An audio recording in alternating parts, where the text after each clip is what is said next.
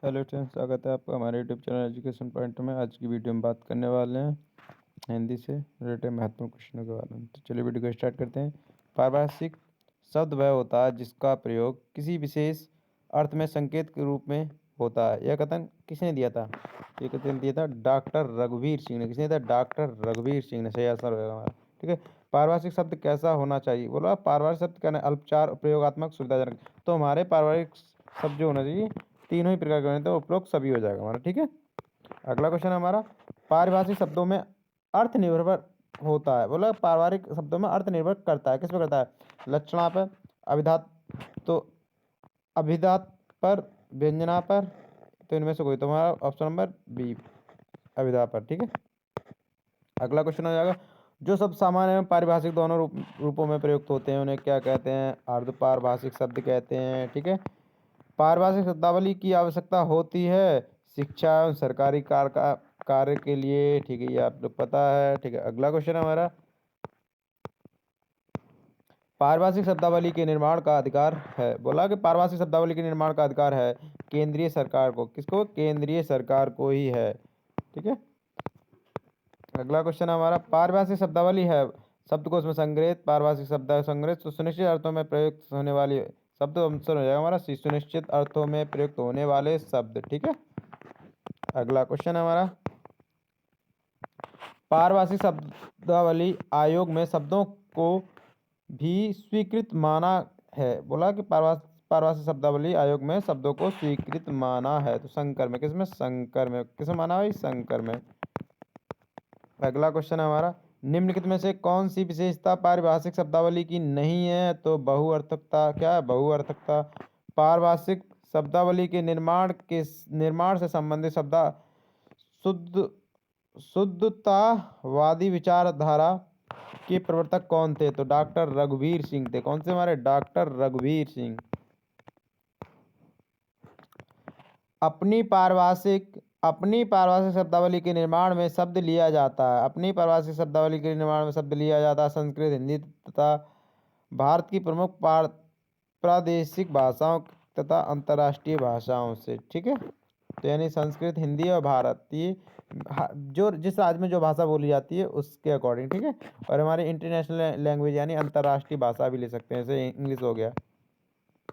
पारिभाषिक शब्दावली की आवश्यकता हुई तकनीकी विषयों की शिक्षा के लिए, सरकारी काम में एकरूपता बनाए रखने के लिए, एक समान अधिकारी शब्दावली का प्रयोग निश्चित करने के लिए तथा अपनी भाषा के प्रयोग के लिए। तो यानी उपरोक्त सभी हो जाएगा हमारा। ठीक है। अगला क्वेश्चन हमारा, पारिभाषिक विधि शब्दावली तैयारी करने वाली संस्था का नाम है। बोला पारिभाषिक विधि शब्दावली तैयार करने वाली संस्था का नाम क्या है? तो विधायी आयोग। क्या आपका? विधायी आयोग। ठीक है। पारिभाषिक शब्दावली के स्रोत हैं 4। कौन कौन से स्रोत? यानी 4 हैं फिलहाल में, ये पता नहीं मेरे को क्या क्या। ठीक है। अगला क्वेश्चन है, पारिभाषिक शब्दावली तैयार करने वाली सरकारी संस्था है। तो वैज्ञानिक तथा तकनीकी शब्दावली। ठीक है। स्थायी।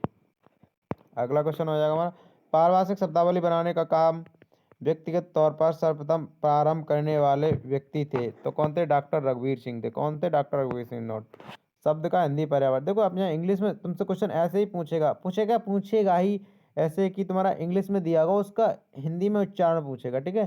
इस प्रकार के क्वेश्चन भी आएंगे। ठीक है। Adopt cat journal. ठीक है। एडॉप्ट कैट जर्नल, इसकी मतलब हिंदी मीनिंग क्या है? तो महाअधिवक्ता। क्या आप जाएगा कि महाअधिवक्ता। ठीक है।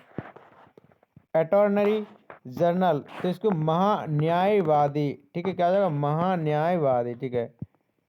एम्बेसडर, तो इसकी हो जाएगी एम्बेसडर किसको कहते हैं? राजदूत को। ठीक है। मीडियम वेव, तो आपकी मध्य तरंग। क्या हो जाएगी? मध्य तरंग। ये जैसे इस प्रकार से क्वेश्चन पूछेगा आपसे कि उसके इंग्लिश उच्चारण दे देगा, उसके इंग्लिश में हिंदी उच्चारण पूछेगा, और कभी ऐसा देगा कि हिंदी उच्चारण देगा, हिंदी उच्चारण में आपका इंग्लिश उच्चारण पूछेगा, उसी पर अर्थ पूछेगा उसका, आपको बताना है। ठीक है। तो कोई दिक्कत नहीं, आप कर लोगे। तो एक क्वेरी मार्क। ठीक है। क्वेरी में संदेश चिन्ह। क्या होगा? संदेह चिन्ह। क्या होगा? संदेश चिन्ह या संदेश चिन्ह। ठीक है। एजेंट, तो आप जानते हो एजेंट किसको कहते हैं? अभिकर्ता को कहते हैं। किसको कहते हैं? अभिकर्ता को। ठीक है।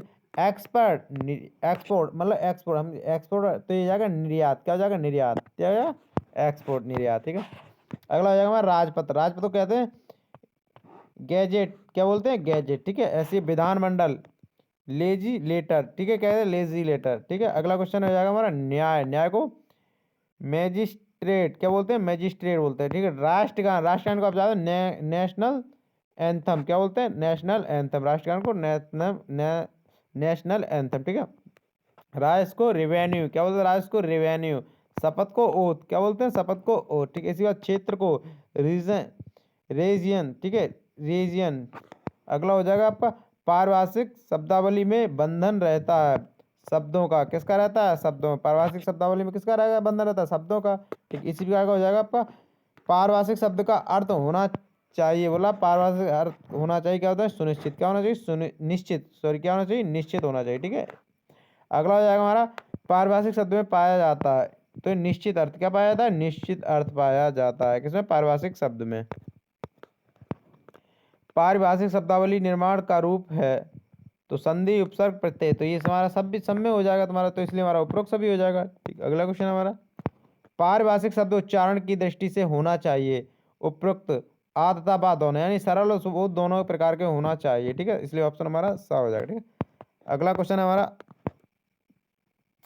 पारिभाषिक शब्द के अर्थ के संबंध में गलत है अस्पष्ट स्पष्ट सुबोध सुनिश्चित, तो अस्पष्ट गलत हो जाएगा, स्पष्ट भी होना चाहिए, सुबोध भी होना चाहिए, सुनिश्चित भी होना चाहिए, ठीक है। तो हो जाएगा हमारा अस्पष्ट, क्या हो जाएगा अस्पष्ट, नहीं है पूछा है तो नहीं, तो अस्पष्ट नहीं होना चाहिए, यानी इसका मतलब स्पष्ट होना चाहिए।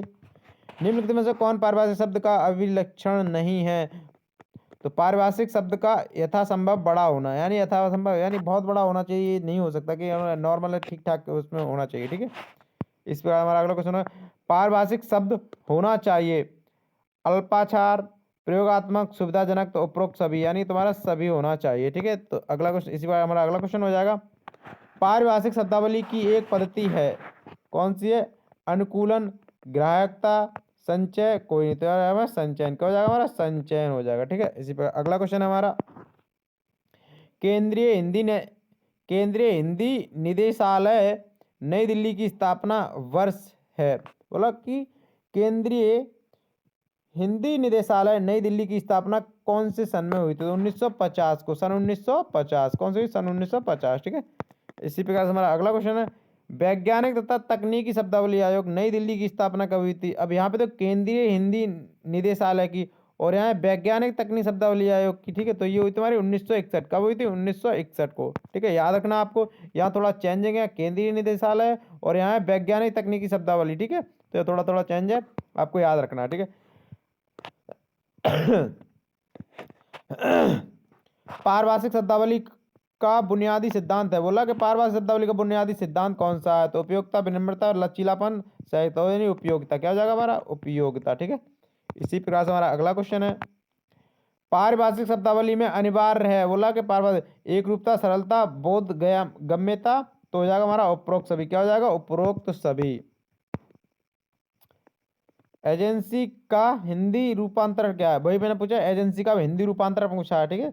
तो अभिकरण क्या हो जाएगा आपका बेटा, अभिकरण हो जाएगा, याद रखना आपको, ठीक है। बहुत मोस्ट इंपोर्टेंट क्वेश्चन है, पूछ भी सकता है आपको, और पूछ क्या मिलेगा ये आपको, यहाँ पर है एक्सिस, एक्सिस का हिंदी रूपांतर, तो आप जानते हैं एक्स अक्ष के समांतर यानी वाई अक्ष के समांतर, एक्स अक्ष को एक्सिस बोलते हैं, ठीक है। वाई अक्ष के ऐसे जेड अक्ष से ऐसे, तो ये तुम्हारा क्या हो जाएगा अक्ष, क्या हो जाएगा भाई अक्ष हो जाएगा, ठीक है। याद रखना माइनर का कौन सा पारिभाषिक अर्थ होगा, तो आपको मामूली, क्या हो जाएगा मामूली, ठीक है।